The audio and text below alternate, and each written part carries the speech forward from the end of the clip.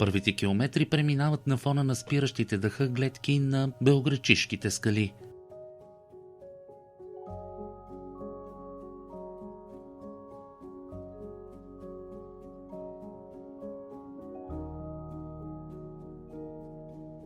Това е началото на 26-километровият маршрут, който отвежда до едно от най-древните места в България.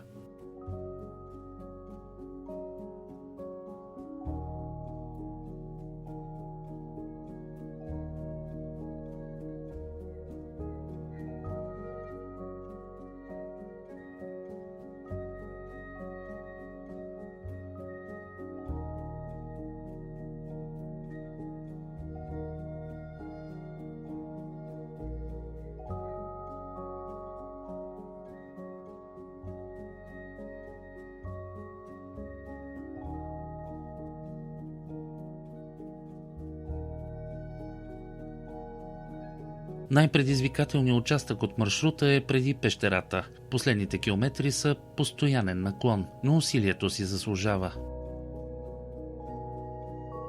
Магура е една от най-впечатляващите пещери в България. Над 2500 метра галерии, оформени от карстови процеси. Температурата вътре е постоянна – 12 градуса. Преди 7000 години хора са оставили тук сцени от своя свят – лов, танци, ритуали, календар.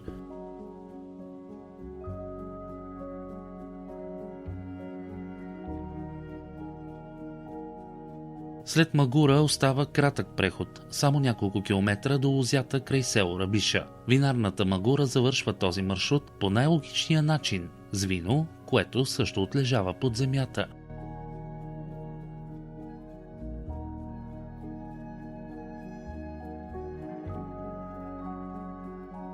Това е повече от велосипеден маршрут. Това е пътуване през времето, геологията, историята на виното и изключителната традиция в производството на вино.